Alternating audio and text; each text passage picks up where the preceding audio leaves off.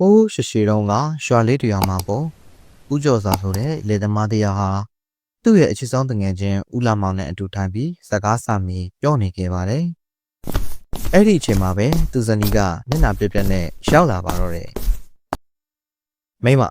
ဘာဖြစ်လို့လဲမိမျက်နှာမှာစိုးရင်ပူပန်မှုတွေအထင်သားပေါ်နေပါလား။ဘာမှန်းဖြစ်လို့ပါလဲပြောပါဦး။ဘာဖြစ်ရမှာလဲရှင်။မနေ့ကလေးကကျမတို့မွေးထားတဲ့စိတ်မလေးအိမ်ပြန်မရောက်သေးဘူး။ဒီအချိန်ဆိုတောထဲကနေမျက်စားပြီးပြန်ရောက်နေကြအချိန်လေ။ဟာဟုတ်လား။တောရဲလိမ့်ဆန်ကောင်းလေးစားသွားပြီလားမသိဘူးတငယ်ချင်းဟာ။မဟုတ်တော့ပါဘူးကွာငါတို့ရောက်ပတ်ဝန်းကျင်မှာအဲ့လိုတားရဲလိမ့်ဆန်ကြီးတွေမရှိပါဘူး။ပြီးတော့မင်းစိတ်မလေးကတောနံတဲ့အထိသွားတဲ့ကောင်မျိုးမဟုတ်ဘူး။တောဆန်သားလေးမှာပဲစက်စားနေကြ။ကဲပါလာပါငယ်ချင်းဟာတောရှာကြရအောင်တွေ့မှာပါ။ကဲမိမနင်းအိမ်ပြန်နှစ်တော့ငါတို့ရှာကြီးပြန်လာခဲ့မယ်စိတ်မပူနဲ့နော်။ဦးကျော်စာရဲ့ဇနီးအိမ်ပြန်သွားတော့သူနဲ့ဦးလာမောင်တို့နှစ်ယောက်ဟာတောထဲကိုထွက်လာခဲ့ကြပါတယ်။သူတို့နှစ်ယောက်ဟာစိတ်မလေးရဲ့နာမည်ကိုအကျယ်ကြီးအော်ခေါ်ပြီးတောထဲမှာလိုက်ရှာနေကြတာပေါ့ကွယ်။ငါစိတ်မလေးရဲ့ဘယ်ရရောက်နေလဲကွာ။ဟေးစိတ်မလေးရဲ့မင်းသမားလဲ။ညအမောင်ကတဖြည်းဖြည်းနဲ့ကြီးဆိုးလာပြီးအဲ့ဒီချိန်မှာပဲဦးလာမောင်ရဲ့အကြီးကဟိုတခုစီကိုရောက်ရှိသွားခဲ့ပါတယ်။ခုဝမှာတော့သူတို့ရှာနေတဲ့စိတ်မလေးကတိတ်ဆုံးပြီးလဲကျနေပါတော့တယ်။ဒီကောင်ကျော်စွာဟိုမှာကြည့်စမ်း။မင်းရဲ့စိတ်မလေးခုနားမှာတိတ်နေပြီကွာ။အဲ့ဒီလိုနဲ့သူတို့နှစ်ယောက်သားအပြေးလွှာကူနာကိုရှောက်သွားကြပါတယ်။စိတ်ရဲ့ခန္ဓာကိုယ်ကိုစစ်ဆေးကြည့်တဲ့အခါမှာတော့ဦးကျော်စွာကအံ့ဩဆောင်နဲ့ပြောလိုက်ပါတယ်။ဒါတော်တော်ထူးဆန်းတာပဲလှမတကယ်လို့လိမ့်ဆန်တကောင်ကိုကြိုက်တက်သွားတယ်ဆိုရင်သူ့ဘမှာတရားတစ်ချက်တွေရှိရမှာပေါ့အခုကသူ့ဘမှာဘာတရားမှမရှိပဲခန္ဓာကိုယ်တစ်ခုလုံးကပြာနှမ်းနေတယ်ဟုတ်တယ်ကွာကြည့်ရတာမွေးတကောင်ပေါက်လိုက်တဲ့ပုံပဲအတော်အစိပ်ပြင်းတဲ့မွေးဖြစ်ရမယ်ဦးလမောင်ရဲ့စကားမဆုံးခင်မှာပဲဘူဝါတွေကနေအလင်းအောင်စူးစူးတကူထွက်ပေါ်လာတာပေါ့အမောင်လူတွေမှာထိန်ရင်းနေတဲ့အလင်းအောင်ကိုမြင်တော့သူတို့နှစ်ယောက်လုံးလန့်သွားကြပါတော့တယ်တကယ်ချင်းပြရရအောင်ဒီနေရာကတိတ်အခြေအနေမကောင်းဘူးမင်းယူနေလားဦးထဲမှာဘလို့လို့လင်းအောင်ရှိရမှာလဲတွားကြည့်ရအောင်လာစမ်းပါအဲ့ဒီလိုနဲ့ဦးစောစာကမလိုက်ခင်လိုက်ခင်နဲ့ပဲဦးလက်မောင်တော့ကိုလိုက်သွားခဲ့ပါတယ်ဦးထဲကိုရောက်တော့သူတို့နှစ်ယောက်လုံးမျက်လုံးပြူးသွားကြတာပေါ့ဦးရဲ့အလယ်မှာထဲနှင်းနေတဲ့အစင်းလုံးတုံးရှိနေခဲ့ပါတယ်ဖေဖေဒါပရံများစိန်လုံးကြည့်ပါလား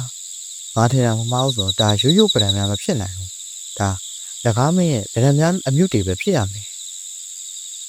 ဟုတ်လားဒါဆိုရင်တော့မထိနဲ့အနေနဲ့များတယ်ဒီကနေအမြဲဆုံးသွားကြရအောင်မဟုတ်ဘူးလေကွာရှေးလူကြီးတွေပြောတာကြားဘူးလေဒီဗရံများကိုပိုင်ဆိုင်တဲ့သူကလောကမှာအချမ်းသာဆုံးလူဖြစ်လာလိမ့်မယ်တဲ့ဟုတ်တယ်အဲ့လိုပဲတကယ်လို့ကိုလိုချင်းတဲ့ပုံစံပြောနိုင်တဲ့လကားမောင်တကောင်ကသူ့ဗရံများကိုလူတစ်ယောက်ကယူသွားမှပြင်အဲ့ဒီလူကိုအရှင်မထားဘူးတဲ့ဘူးပြင်ကစိတ်မရဲ့အဖြစ်ကိုကြည့်ပြီးမင်းဘယ်လိုထင်လဲဒီအနည်းနားမှာမွေးတကောင်ရှိနေတယ်ဆိုတာသိကြတယ်ပြီးတော့ဦးထဲမှာဒီလိုရှိနေတာကအဲ့ဒီမွေဟာရိုးရိုးမွေမဟုတ်ပဲကိုလိုချင်တိုင်းပုံစံပြောနိုင်တဲ့လက်ကားတကောင်ဖြစ်နေမယ်ဆိုတာကိုတတိပြနေပြီးနားလေလားလာသွားမယ်ဦးလမောင်ကတော့စိတ်ထဲမှာမချေမနှက်နဲ့ပဲဦးကျော်သာနောက်ကလိုက်ရွာကိုပြန်လာခဲ့ပါတယ်ရွာရောက်တော့ဦးကျော်သာကဖြစ်ခဲ့တဲ့အကြောင်းအရာအကုန်လုံးကိုသူ့ဇနီးကိုပြန်လေပြောပြလိုက်ပါတယ်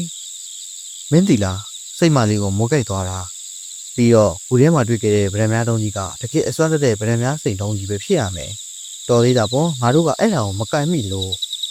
တစ်ခါမှာတော့ဦးလာမောင်ကသူ့ဇနီးကိုအကြောင်းကိုပြောပြလိုက်တယ်။ရှင်ကတကယ်ကိုကြောက်တတ်တဲ့လူပဲ။အဲ့ဒီဗရများကိုယူခဲ့ရမှာပေါ့ငါလည်းကြောက်သွားတာဟာပြီးတော့ကူးပြမှာစိတ်မကပိတ်နေတာလေ။ကျမထင်တာတော့ဦးကျော်စွာကရှင်ကိုလှည့်စားနေတာပဲဖြစ်မယ်။သူကိုယ်တိုင်အဲ့ဒီဗရများကိုလိုချင်နေတာနေမှာပေါ့။အခုချက်ချင်းသွားသူ့ရင်အဲ့ဒီဗရများကိုသွားယူလာခဲ့ဇနီးဖြစ်သူရဲ့စကားကြောင့်ဦးမောင်ရဲ့စိတ်ထဲမှာလောဘမီတွေတောက်လောင်လာပြီးညတကောင်ရမှာပဲတစ်စစ်စစ်ကြီးရှိတာကိုထွက်လာခဲ့ပါတယ်ဦးလာမောင်ကူထဲကိုရောက်တော့ဗရံများရှင်ကနေရာမှာပဲထိန်နေသေးပါသူ့မျက်လုံးလေးဟာလောဘကြောင့်အယောင်တောက်လာပြီးဗရံများရှင်ကိုလက်ထဲမှာကြစ်လက်ပါအောင်စုပ်ကိုင်းပြီးဘူထဲကနေထွက်လာခဲ့ပါတယ်ဒါပေမဲ့ဘူပြင်ကိုရောက်တာနဲ့လူတယောက်ရဲ့အတန်ကိုကြားလိုက်ရတာပေါ့အဲ့ဒီဗရံများကိုငှောက်ကိုပေးဘာဝေလာပြောနေတာလဲဟဲ့လူကျုပ်နာမည်ကလှမောင်ဆိုရင်မဲ့ကျုပ်ကလူအမဟုတ်ဘူးနော်ဒီဗရံများကိုကျုပ်ရှာတွေ့တာဒါကြောင့်ဒါကျုပ်အပိုင်ပဲ မင်းမှာအချိန်ရှိတော့ငါ့ကိုပြန်ပေးလိုက်ပါမင်းလက်ထဲမှာပါသွားတာဘလောက်တော့အစွမ်းတဲ့အရာလဲဆိုတာမင်းမသိဘူးဒီဗရမ ्या ရဲ့ပိုင်ရှင်ဖြစ်တဲ့ငကားကမင်းနောက်ကိုမုတ်ချလိုက်လာလိမ့်မယ်ဟာအဲ့လိုတော့ကျုပ်လည်းသိပါတယ်ဗရမ ्या မြူတွေကိုလက်ထဲမှာခိုင်ထားတဲ့သူကိုဘယ်မွေကမှဘာမှလုပ်လို့မရဘူးဆိုတာလေငါကဒီလောကမှာအစွမ်းအသက်ဆုံးနဲ့အချမ်းသာဆုံးလူဖြစ်လာတော့မှာအဲ့လိုပြောပြီးဦးလာမောင်ဟာအမောင်လူထဲမှာပြေးရင်ပျောက်ခွေသွားခဲ့ပါတယ်သူ့ကိုသားတဲ့ရတိကြီးရဲ့မျက်လုံးထဲမှာတော့နတ်နဲ့အတွေ့တွေပေါ်လာပြီးသူကမင်္ဂလာတိုင်းပြည်ရဲ့နန်းတော်စီကိုဥတီထွက်ခွာသွားပါတော့တယ်နောက်တစ်နေ့မနက်မှာတော့အဲ့ဒီရတိကြီးဟာအမတ်ကြီးနဲ့အတူဆံမြန်းနေတဲ့မင်းတရားကြီးသူရိယနန္ဒာရဲ့ရွှေနန်းတော်မှာရက်မြည်ခဲ့ပါတယ်။အိုးရတိကြီးကိုယ်တိုင်ကြွလာတာပါလား။ကျွန်တော်မြို့တော်တိုင်းပြည်အတွက်တကယ်ကိုကံကောင်းတဲ့နေ့ပါပဲ။အရှင်မင်းကြီးကျွန်တော်ရှော့တယ်မဲ့စကားကိုတေချာနားထောင်ပါ။အရှင်ရဲ့တိုင်းပြည်မှာမကြခင်အကြီးအကျယ်ဘေးဒုက္ခရောက်ပါတော့မယ်။ရတိကြီးဘာတွေရှော့တင်နေကြပါလဲဖေ။မင်းညကအမရပူရရွာကဦးထဲမှာရှိတဲ့အမွေပဒံများကိုအဲ့ဒီရွာကဦးလာမောင်ဆိုတဲ့လူတစ်ယောက်ကကျွန်တော်မျက်စိရှိပါပဲယူသွားခဲ့ပါတယ်။သူကဒီပဒံများအပြုတ်တွေကိုအလွဲသုံးစားလုပ်ပါသေးကြတယ်။သူ့ရဲ့အလွဲသုံးစားလုပ်မှုကြောင့်တိုင်းပြည်တစ်ခုလုံးအကြီးအကျယ်ဒုက္ခရောက်နိုင်ပါတယ်မင်းကြီး။တိုင်းမဲ့ရသည်ကျွန်တော်မျိုးချဘူးတာကမွေပဒံများဆိုတာတာမန်လူတစ်ယောက်ရဲ့လက်ထဲကိုအလွယ်တကူမြောက်နိုင်မှုဆိုတာပါပဲ။အခုကဘလို့လုပ်ပြီးရွာသားတစ်ယောက်လက်ထဲကိုရှောက်သွားရတာလေ။သူ့လက်ထဲဘလို့ရောက်လဲဆိုတော့ကျွန်တော်မသိဘူး။ဒါပေမဲ့ကျွန်တော်ကသူ့စီကားနဲ့ဗရမ ्या ကိုတောင်းတော့သူကညင်းလိုက်တယ်။တကယ်လို့သူသာကျွန်တော်ကိုပေးလိုက်ရင်ကျွန်တော်ရဲ့တကိုးနဲ့ဗရမ ्या ရဲ့ပိုင်ရှင်အစ်စ်ဖြစ်တဲ့ငကားကိုခေါ်ပြီးပြန်အပ်လိုက်ပါပါ။ဒါဆိုရင်ရတိကြီးကကျွန်တော်မျိုးကိုဘာလို့စီချင်တာပါလဲ။အရှင်မင်းကြီးကအဲ့ဒီလူစီကနေဗရမ ्या ကိုပြန်ပြီးကျွန်တော်ကိုပေးပါ။ဒါမှကျွန်တော်ကသူ့ရဲ့ပိုင်ရှင်အစ်စ်စီကိုပြန်ပို့ပေးနိုင်မှာဖြစ်ပြီးအရှင်ရဲ့တိုင်းမီလေဘေးရန်တွေကနေလွတ်မြောက်မှာပါ။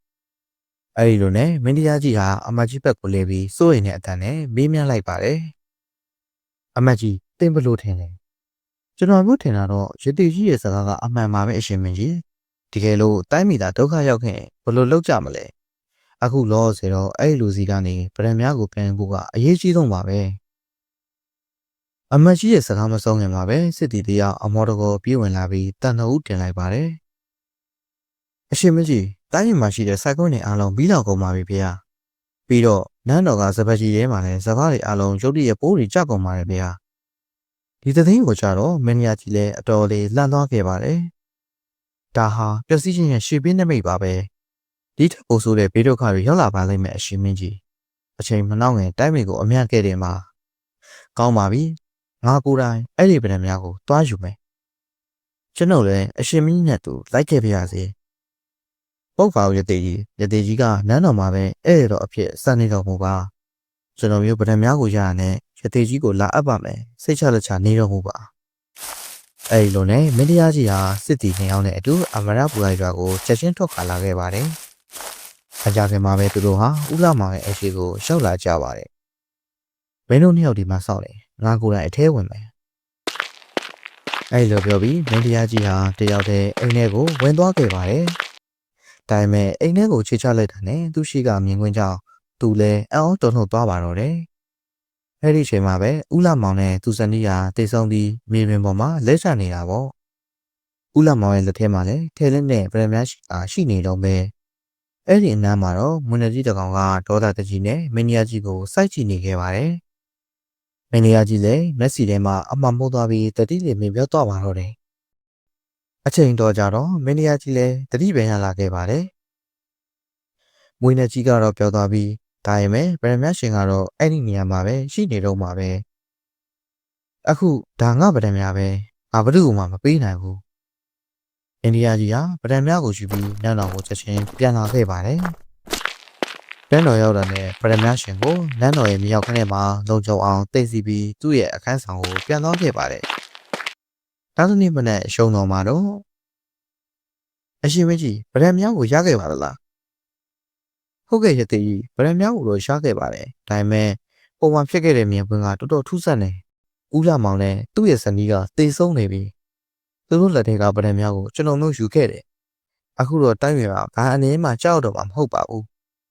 ပြီးတော့ကျွန်တော်မျိုးလဲဒီဗရမ ्या ကိုဘယ်တော့မှအလွဲသုံးစားလုပ်မှာမဟုတ်ပါဘူးဗျာအရှင်မင်းကြီးကတကယ်ကိုရဲစွမ်းတတိနဲ့ပြည့်စုံပြီးဉာဏ်ပညာကြီးပါတဲ့ဘင်းတစ်ပါးပါပဲ ကဲဒါဆိုရင်အဲ့ဒီဗရန်များကိုကျွန်တော်ကိုပေးပါဒါမှသူ့ရဲ့ပိုင်ရှင်အစစ်စီကိုပြန်ပို့ပေးနိုင်မှာပါခွင့်လွတ်ပါဖုန်းတော်ကြီးဒီဗရန်များကိုတော့ကျွန်တော်မျိုးဘယ်သူ့ကိုမှမပေးနိုင်တော့ပါဘူးဘာဖြစ်လို့လဲဆိုတော့ဒီဗရန်များကိုကျွန်တော်မျိုးသဘောကျသွားလို့ပါအရှင်မကြီးဘာတွေပြောနေတာပါလဲပြောပြီးပြီလေတင်မချဘူးလားယတိအခုဒီဗရန်များကငါအပိုင်ပဲအဲ့လိုနဲ့မင်းကြီးရဲ့အတန်နေတာကလုံးဝပြောင်းလဲသွားခဲ့ပါတယ်ယတိရောအမတ်ကြီးပါအံ့ဩသွားကြတာပေါ့အရှင်မကြီးကိုတော့မသိဘူးထင်တယ်ဒီဗရန်များကငကားတစ်ကောင်ရဲ့ပိုင်ဆိုင်မှုဖြစ်နိုင်တယ်သူကတင့်စီကမုတ်ချပြန်လာယူလိုက်မယ်အဲ့ဒီအချိန်ကျမှနောက်နှရောက်လဲအချိန်မီမှမဟုတ်ဘူးတာပါစေငါလည်းဘယ်တော့မှသူ့ကိုမလာနဲ့လို့မပြောခဲ့ပါဘူးအားလည်းသူ့ကိုတွေ့ရင်နေတာနဲ့အတော်ပဲကဲယတိတင်အခုသွားနိုင်ပြီယတိကြီးလည်းဒေါသတကြီးနဲ့လမ်းတော်ထဲကနေထွက်သွားခဲ့ပါတယ်သူထွက်သွားတော့အမတ်ကြီးကမင်းတရားကြီးကိုစိုးရင်တကြီးနဲ့ရှောက်တင်လိုက်ပါတယ်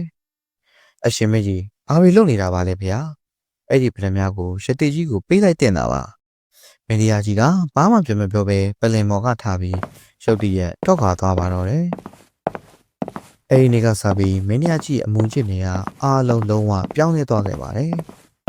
သူ့ရဲ့အချိန်အများစုဟာဗရန်များရှင်ထားတဲ့မြေရောက်ခန်းထဲမှာပဲခေါင်းဆုံးပါတော့တယ်တနေ့မှာတော့အမတ်ကြီးကမိဖုရားခေါင်းကြီးနတ်ဆန္ဒကိုရှောက်တင်လိုက်ပါတယ်မိဖုရားကြီးအရှင်မင်းကြီးရဲ့အမူအကျင့်တွေမှာတခုခုပြောင်းလဲလာတယ်လို့မထင်ဘူးလားဟုတ်တယ်ကျမလည်းအဲ့ဒါကိုသတိထားမိနေတာတော်တော်ကြာနေပြီအခုဆိုရင်သူကကျမကိုတော့အချိန်မပေးနိုင်တော့ဘူးမှန်ပါတယ်မဲတော့အရင်တုန်းကဆိုရင်ခမဲတော်ကတမီးတော်နဲ့စကားတွေအများကြီးပြောတယ်တိုင်းပြည်ကိစ္စတွေကိုလည်းဆွေးနွေးတယ်အခုဆိုရင်သူဘာစကားမှမပြောဘဲအမျက်တိတ်ဆိတ်နေတော့တာပဲကျွန်တော်မျိုးကအရှင်မင်းကြီးကိုအဲ့ဒီဗရန်များကိုရှတိကြီးကိုပေးလိုက်ဖို့ပြောခဲ့ပါတယ်ဒါပေမဲ့သူကအဲ့ဒီဗရန်များကိုဘာကြောင့်မှမသိအရန်တွေ့တာနေပြီးမြေရောက်ခန်းထဲမှာလုံးချုံချုံသိမ်းထားတယ်ကျမလည်းဒီအကြောင်းကိုသူ့ကိုမေးကြည့်သေးတယ်ဒါပေမဲ့သူကဒီအကြောင်းကိုစကားစားဖို့တော့မကြိုက်ဘူးတခါကဆိုရင်တမီးတော်လည်းခမဲတော်နောက်ကနေမြေအောက်ခန်းတကားဝအထိလိုက်သွားခဲ့ဘူးတယ်အဲ့ဒီကမှခမဲတော်ကအယမ်းစိတ်ဆိုးပြီးအဲ့ဒီနေရာကိုဘယ်တော့မှမလာဖို့တားမြစ်ခဲ့တယ်ကျွန်တော်မျိုးထင်တာတော့အရှင်မင်းကြီးဒီလိုပြောင်းလဲသွားတာအဲ့ဒီဗရန်များသူ့လက်ထဲရောက်တဲ့အချိန်ကလေးကပဲအခုတော့ကျွန်တော်မျိုးပဲတခုခုလုံးမဖြစ်တော့မယ်နောက်တစ်နေ့မှာတော့မင်းသမီးလေးဆန္ဒဒေဝီဟာမင်းတရားကြီးစီမှာအမဲလိုက်ထွက်ဖို့ခွင့်တောင်းခဲ့ပါတယ်ခမဲတော်တမီးတော်အမဲလိုက်ထွက်ချင်စေအယမ်းဖြစ်နေလို့ပါသွားခွင့်ပြုပါနော်သွားနိုင်တယ်ဒါပေမဲ့တောနယ်တဲ့အထိတော့မသွားနဲ့ပြီးတော့စစ်တီတော်နှစ်ယောက်ကိုတမီးနဲ့တူခေါ်သွားပါအဲ့လိုနဲ့မင်းသမီးလေးဟာစစ်တီတော်နှစ်ယောက်နဲ့အတူတောထဲကိုထွက်လာခဲ့ပါတယ်သူတို့တောထဲရောက်တော့ချင်းသေးတယ်မင်းသမီးလေးကဒင်းနဲ့မြောက်ကိုထုတ်လိုက်တဲ့အချိန်မှာပဲချင်းသေးကအချုံထဲပါလေထွက်လာခဲ့တာပေါ့ဆန္ဒဒေဝီကမြားနေပြစ်လိုက်ပေမဲ့ချင်းသေးကလှိမ့်မြန်စွာပဲထွက်ပြေးသွားခဲ့ပါတယ်အဲ့ဒီအချိန်မှာပဲနာကျင်စွာညှဉ်းညူနေတဲ့အမျိုးသမီးတယောက်ရဲ့အတန်ကိုကြားလိုက်ရတာပေါ့အဲ့ဒီလိုနဲ့သူတို့လည်းအတန်လာရာကိုလိုက်သွားကြည့်တော့လှပတဲ့အမျိုးသမီးငယ်တယောက်တပ်ပင်အောက်မှာလဲကျနေပြီးသူ့ခြေထောက်မှာမြားသစင်စိုက်ဝင်နေတာကိုတွေ့လိုက်ရပါတယ်ကြည့်ရတာငါများကသူ့ကိုသွားမှန်တာပဲဖြစ်ရမယ်တနာပါတယ်ကျမနာမည်မေဝနာပါကျမကဒီတော့အနီးနားမှာပဲနေပါတယ်ရေခက်လာရင်လည်းရုတ်တရက်ဒီများကလာမှန်တာပါကျမကမိဘမဲ့တယောက်ပါအခုဘယ်လိုလုပ်ရမလဲစိတ်မပူပါနဲ့ငါမင်းကိုနန်းတော်ကိုခေါ်သွားပြီးကုသပေးပါမယ်မင်းသမီးလေးဟာမေဝနာကိုနန်းတော်ကိုခေါ်လာပြီးတမတော်နဲ့ကုသပေးခဲ့ပါတယ်တဖြည်းဖြည်းနဲ့မေဝနာလည်းကျမ်းမာလာပြီးသူနဲ့စန္ဒာတီဗီတို့ရဲ့ခင်မင်မှုကလည်းပိုပြီးနှဆိုင်လာတော့တာပေါ့နင်းကတောထဲမှာဘာလို့တယောက်တည်းနေတာလဲငါနဲ့တူနန်းတော်မှာနေပါလားဒီမှာဆိုရင်ဘေးကင်းနေငါလည်းတငယ်ချင်းတယောက်ရတာပေါ့အရှင်မင်းကြီးကကျမကိုခွင့်ပြုပါမလားစိတ်မပူပါနဲ့ဒီနေ့ကစပြီးနင်းကငါတငယ်ချင်းဖြစ်ငါနဲ့အတူနေရမယ်ဒီလိုကံကောင်းတဲ့အခွင့်အရေးကိုကျမလက်ခံပါတယ်မင်းသမီးလေးဆရာတီဟာမင်းတရားကြီးစီကိုသွားပြီးပြောလိုက်ပါတယ်ခမဲတော်အခုကစပြီးမေဝနာကတမီးတော်ရဲ့တငယ်ချင်းဖြစ်နန်းတော်မှာနေမှာပါမင်းတရားကြီးကဘာမှပြောမပြောပဲတိတ်ဆိတ်ဆိတ်တော့သွားခဲ့ပါတယ်အချိန်လွန်ကုန်လွန်သွားပေမဲ့တညမှာတော့အမကြီးတရားအိမ်မပြောနိုင်ဖြစ်နေခဲ့ပါတယ်အရှင်မင်းကြီးဘာဖြစ်နေလဲဆိုတာငါစဉ်းစားလို့မရဘူးအခုဆိုရင်သူကတိုင်းပြည်ရဲ့အရေးကိစ္စကိုတော့စိတ်ဝင်စားတော့ဘူးဒီနေ့တော့ငါအရှင်မင်းကြီးနဲ့စကားပြောမှဖြစ်မယ်အဲ့ဒီလိုတွေးပြီးသူကမင်းတရားကြီးရဲ့အခန်းဆောင်ဘက်ကိုရှောက်သွားပြီးရက်လိုက်ပါတယ်မဟုတ်ဘူးအရှင်မင်းကြီးကဒီချိန်ဆိုမြောက်ခန်းထဲမှာပဲရှိနေပါမ ငါဒီနေ့မြေရောက်ခန်းထဲမှာပဲသွားပြောလိုက်မယ်အမကြီးမြေရောက်ခန်းထဲဘက်ကိုရှောက်သွားတဲ့အခါမှာတော့အမျိုးသမီးတစ်ယောက်ရဲ့အရှိတ်အပြင်ထွက်လာတာကိုတွေ့လိုက်ရတာပေါ့ဒါဘာလို့လဲအရှင်မင်းကြီးကဘသူ့ကောင်မှဒီဘက်ကိုလာပြီးခွင့်မပေးထားဘူးလေဒါဆိုဒီအမျိုးသမီးကဘာလို့လဲမိဖုရားကြီးလည်းမဟုတ်ဘူးမင်းသမီးလည်းမဟုတ်ဘူးအဲ့ဒီချိန်မှာပဲမေဝနာကဘေးဘီကိုကြည့်ပြီးမြေရောက်ခန်းတကားကနေတိတ်တဆိတ်ထွက်လာခဲ့ပါတယ်နင်းဒီမှာဘာလုပ်နေတာလဲ ကျမဒီတိုင်းလမ်းမပြေးရောက်လာတာပါ ငါ့ကိုအယူလောက်ဖို့မကြိုးစားနဲ့အမှန်တိုင်းပြောစမ်းနေမတူလဲကြောစမ်းအဲ့ဒီချိန်မှာပဲအမတ်ကြီးကဓာတ်ကိုဆွဲထုတ်လိုက်ပါတယ်မေဝနာရဲ့မျက်နှာကချက်ချင်းပြောင်းလဲသွားပြီးသူ့အတန်ကရုတ်တရက်လေးလံသွားခဲ့တယ် ဒီကနေထွက်သွားမဟုတ်ရင်မင်းသေလိုက်မယ် နင်းရဲ့ချင်းချောက်မှုကိုကြောက်နေမဲ့လူမဟုတ်ဘူးပြောစမ်းနေမတူလဲအဲ့ဒီခါမှာတော့မေဝနာရဲ့မျက်နှာကပုတ်ပြက်ပန်းပြက်ဖြစ်လာပြီးသူ့သားတွေကပြန်နှမ်းလာခဲ့ပါတယ်အဲ့ဒီချိန်မှာတော့သူ့မျက်နှာကမွေးတကောင်လိုဖြစ်သွားခဲ့တာပေါ့ ငါကငကားမှာပဲအခုမင်းကဒီလျှို့ဝှက်ချက်ကိုဘယ်သူမှပြောပြနိုင်တော့မှာမဟုတ်ဘူး မကြခင်မှာပဲနန်းတော်ထဲမှာအော်တန်တစ်ခုပေါ်ထွက်လာခဲ့ပါတယ်နောက်နေ့မနက်မှာတော့မြေရောက်ခန်းအပြင်ဘက်မှာအမတ်ကြီးရဲ့အလောင်းကိုတွေ့ခဲ့ပြီးသူ့တကိုယ်လုံးဟာပြာနှမ်းနေခဲ့ပါတယ်အဲ့ဒီချိန်မှာပဲမိဖုရားခေါင်းကြီးနဲ့မင်းသမီးလေးတို့ဟာတော်တော်လေးကိုကြောက်လန့်နေခဲ့ကြပါတယ်အဲ့ဒီချိန်မှာပဲမင်းရကြီးကမြေရောက်ခန်းထဲကနေထွက်လာခဲ့တာပေါ့ဒါဘာဖြစ်တာလဲအမတ်ကြီးကိုသူတက်သွားတာလေ အရှင်မင်းကြီးကဗရမ ्या ကိုပဲစိတ်ဆွဲနေတော့တိုင်းပြည်ကိုလည်းဂယုမဆိုင်ကျမကိုလည်းဂယုမဆိုင်သမီးတော်ကိုလည်းဂယုမဆိုင်နဲ့ အမတ်ကြီးကိုတက်တဲ့လူကိုငါတို့အမြန်ဆုံးရှာထုတ်ရမယ် အရှင်ရှာစရာမလိုပါဘူးကျမရေသေးတစ်ပါးကိုပင့်ဖိတ်ထားပါတယ်အမတ်ကြီးရဲ့ပြာနှမ်းနေတဲ့ခန္ဓာကိုယ်ကိုကြည့်ရတာမွေးတကောင်ကောင်ကြိုက်သွားတာထင်ရှားပါတယ်ပြီးတော့ဗရမ ्या ကလည်းမြေရောက်ခန်းထဲမှာရှိနေတယ်ဒါဆိုရင်ပုံစံပြောင်းနိုင်တဲ့ငကားတကောင်ကောင်ရဲ့လက်ချက်ပဲဖြစ်ရမယ် မင်းကငါ့ကိုမမေးပဲရှတိကိုပေးလိုက်တယ်ဟုတ်လားဘာလို့လဲ အရှင်ကိုဘာလို့မေးရမှာလဲသမီးတော်ကအသက်ခံရတဲ့ဒီစောင့်နေရမှာလား အဲ့ဒီချိန်မှာပဲရတိတပါနန်းတော်တွေကိုဝင်ရောက်လာပြီးမေဒီယာကြီးကိုစိုက်ကြည့်လိုက်ပါတယ်ပြီးတော့အမတ်ကြီးရဲ့အလောင်းကိုကြည့်ပြီးပြောလိုက်တာပေါ့ဒီခန္ဓာကိုကြည့်ချင်းအပြင်သူ့ကိုငကားမကတတ်သွားတာပဲဖြစ်နိုင်တယ်ပြီးတော့ငါရဲ့တဘိုးရအဲ့ဒီငကားမကဒီနန်းတော်ထဲမှာပဲရှိနေတယ်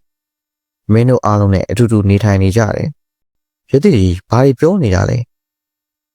မယုံဘူးဆိုရင်ငါအခုပဲတက်တည်ပြမယ်အဲဒီလိုနဲ့ယတိကမန္တန်တွေကိုရွတ်ဖက်လိုက်တာပေါ့ရုတ်တရက်မေဝနာပေါ်လာပြီးသူ့မျက်နှာကမွေလိုဖြစ်သွားခဲ့ပါတယ် ဒါဆိုရင်မေဝနာကငကားမှာပေါ့ဟုတ်တယ်ငါဗရမ ्या ကိုပြန်လာယူတာမင်းညကလည်းအဲ့ဒီအတွက်ပဲဒီမြေအောက်အခန်းထဲကိုလာခဲ့တာဒါပေမဲ့အမတ်ကြီးကဝင်ရှုပ်ခဲ့တယ်ပြီးတော့ငါသူ့ကိုတတိပေးခဲ့တယ်သူနားမထောင်ခဲ့ဘူးဒါကြောင့်အကျိုးဆက်ကတော့မင်းတို့မျက်စိရှေ့မှာမြင်တဲ့အတိုင်းပဲတကယ်လို့မင်းတို့ရဲ့ဘရင်ကလည်းဗရမ ्या ကိုမပေးဘူးဆိုရင်သူ့ရဲ့အဖြစ်ကလည်းဒီလိုပဲဖြစ်လာမှာပဲပြီးတော့နန်းတော်တွေကလူတိုင်းလည်းဒီလိုပဲဖြစ်လာမှာပဲ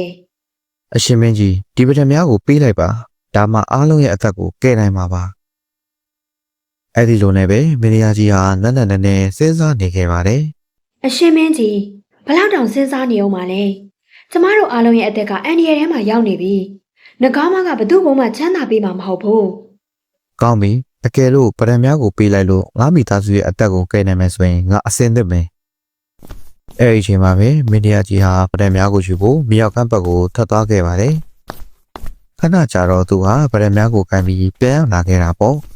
ဒါပေမဲ့သူ့ရဲ့အရှိတွေကပထမဆုံးရောက်လာခဲ့တဲ့ရတဲ့နဲ့ငကားမမေဝနာစီကိုရောက်သွားတော့စိတ်ထဲမှာတန်ရတွေဝင်လာခဲ့ပါတယ်ပထမကိုငါ့ကိုပေးမေရီယာကြီးကချက်ချင်းဆိုလိုပဲပထမကိုရတိလက်ထဲထည့်ပေးလိုက်ပါတယ်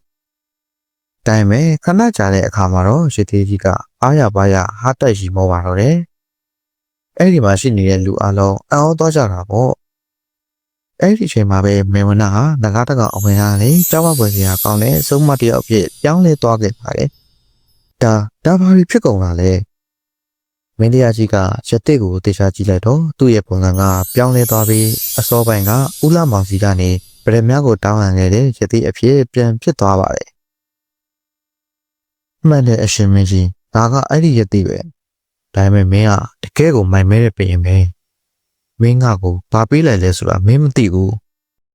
တင့်ရဲ့ရှိတန်နဲ့ပြောင်းလဲသွားတဲ့ပုံစံကတင်ဟာအခြားတည်းဖြစ်တယ်ဆိုတာကိုပြောပြနေတယ်ကိုယ့်ရဲ့လင်းလင်းပြောစမ်းတင်ဘာလို့လဲဗရမ ्या ကအခုငါလက်ထဲမှာရှောင်းနေပြီခ ဏနေမင်းတို့အားလုံးတေးရတော့မယ်ဒါပေမဲ့တေးမဲ့တူတူတော့အမှန်တရားကိုသိသွားကြတာပေါ့ဟာဟာဟာဟာခဏအကြာမှာတော့ရသေးကြီးဟာကြောက်မောက်စရာကောင်းတဲ့ဘလူးကြီးတစ်ကောင်အဖြစ်ပြောင်းလဲသွားခဲ့ပါတယ်ငါကရသိမဟုတ်ဘူးဘလူးတစ်ကောင်ပဲဒီပဒံများကိုငါတရိုက်ကင်လို့မရဘူးသူ့ရဲ့ပိုင်ရှင်ကကိုယ်တိုင်ငါ့ကိုပြီးမှကင်လို့ရမှာငါကနဂါးတကောင်ကိုတန်းချုပ်ပြီးပဒံများကိုကူထဲမှာပေါ်လာအောင်လုပ်ခဲ့တယ်ဒါပေမဲ့အဲ့ဒီအချိန်မှာနဂါးရဲ့ပင်ရောက်လာပြီးငါ့ကိုတိုက်ခိုက်ခဲ့တယ်ဒါပေမဲ့သူကပဒံများကိုယူပြီးငါ့ကိုပူပြင်ဘက်ကိုမောင်းထုတ်ပစ်ခဲ့ငါလည်းသူ့ကိုတန်ရအောင်လုပ်ခဲ့ပြီးအသက်လိုပြီးထွက်ပြေးခဲ့တာပေါ့ငါပဒံများကိုမယူခင်မှာပဲဦးလာမောင်ကယူသွားခဲ့တာအဲ့ဒီပဒံများပေါ်မှာလူရဲ့အထီးတွေးကြသွားတဲ့အတွက်ငါတိုက်ရိုက်ကန်လို့မရတော့ဘူးတကယ်လို့ကန်လိုက်ရင်ငါမီးလောင်ပြကြသွားမှာဒါကြောင့်ငါအစီအစဉ်အသစ်ဆွဲခဲ့တယ်မင်းစီကိုလာပြီးပဒံများကြောင့်တိုင်းမီပျက်စီးလိမ့်မယ်လို့ရှုံချီအောင်လုပ်ခဲ့တာပေါ့တကယ်တော့တိုင်းမီကိုဒုက္ခပေးတာငါကိုယ်တိုင်ပဲဒါပေမဲ့မင်းကပဒံများကိုပေးဝင်ညင်းခဲ့တယ်ဒါကြောင့်ငါအစီအစဉ်အသစ်တစ်ခုထပ်ဆွဲခဲ့တာဘယ်ဝနာကိုစုံမဖြစ်ဖန်ဆင်းပြီးဝင်းသမီးလေးနောက်ကိုလိုက်ခန်းခဲ့တာကွမင်းကမင်းကိုမင်းတော်လာပြီလို့ထင်နေလားငါကဘယင်ဆိုတာဒီအတိုင်းဖြစ်လာတာမဟုတ်ဘူးငါမင်းကိုပေးလိုက်တဲ့ပဒံများကအစ်စ်မဟုတ်ဘူးအတုပဲကွာမင်းဘာပြောလိုက်ကလဲအဲ့ဒီချိန်မှာပဲနောက်ထပ်အောင်းစရာတစ်ခုကဖြစ်ပေါ်လာခဲ့ပါတယ်မင်းတရားကြီးရဲ့မလုံးတွေတဲကနေတောင်းဆိုလင်းတဲ့နေကိုလာပြီးနောက်ထပ်မင်းတရားကြီးသူ့ရဲ့နာတပါပေါ်ထွက်လာခဲ့တာပေါ့မင်းဘာတူလဲပြောတယ်မင်းကဘာတူလဲငါကနဂါးမဲပဲပရမများကိုကာကွယ်ဖို့ကငါတောင်းအောင်ပဲမင်းငါကိုဘူးထဲမှာတက်ခတ်နေတော့ကငါကတက်သွားခဲ့တာတန်ရရသွားတာမဟုတ်ဘူးငါကိုယ်တိုင်ပဲဦးလာမောင်နဲ့သူ့ဇနီးကိုတတ်ခဲ့တာဒါမှပရမများကိုအလွဲသုံးစားမလုပ်နိုင်တော့ပါမင်းတရားကြီးကဒီပရမများကိုလာလို့တော့ကအားကမွေဖြစ်နေရှိနေခဲ့ပြီးသူကလူကောင်းတစ်ယောက်မှငါသိခဲ့တယ်ဒါကြောင့်သူ့ကိုငါမတတ်ခဲ့ဘူးအားကမင်းတရားကြီးကိုတတိလျအောင်လုပ်ပြီးလုံလုံတဲ့နေရာမှာနေခဲ့တယ်ပြီးတော့ငါကိုယ်တိုင်မင်းတရားကြီးအဖြစ်ပုံစံပြောင်းပြီးနန်းတော်ကိုလာခဲ့တာဒါမှမင်းလိုဘလူးကိုလှည့်စားနိုင်မှာပေါ့နားလေပြီလားငါ့ကိုလှည့်စားလိုက်တယ်ဟုတ်လားအဲ့ဒီအချိန်မှာပဲငကားမင်းရဲ့မလုံးတွေကနေရောင်စောအလင်းနဲ့ထပ်ထွက်လာပြီးဘလူးနဲ့စုံမတို့နှစ်ယောက်လုံးမီးလောင်ပြကြသွားခဲ့ပါတယ်အဲ့ဒီအချိန်မှာပဲဗရမန်ရှင်အစ်စ်ကငကားမင်းရဲ့လက်ထဲမှာပေါ်လာခဲ့တာပေါ့အဲ့ဒီတော့ငကားမင်းကခံရတဲ့အမျိုးသားတယောက်အဖြစ်ပြောင်းလဲသွားခဲ့ပါတယ်ခရစ်လိုပါမင်းတရားကြီးကျွန်တော်တို့ဓာတ်တွေအားလုံးကိုယောဂနှစ်ခုကိုကယ်တင်ဖို့အတွက်လုပ်ခဲ့ရတာပါအဲ့လိုပြောပြီးသူကပျောက်ပြေးသွားခဲ့ပါတယ်အဲ့ဒီအချိန်မှာပဲမင်းတရားကြီးလည်းသူ့မိသားစုနဲ့အတူပြန်လဲစုံစည်းခွင့်ရခဲ့ပါတယ်ကဲပြည်သက်တို့ရေဒီပုံမြင်လေးကနေရတဲ့သင်ခန်းစာကတော့လောဘဟာလူကိုပျက်စီးစေတဲ့တရားတစ်ခုပါပဲ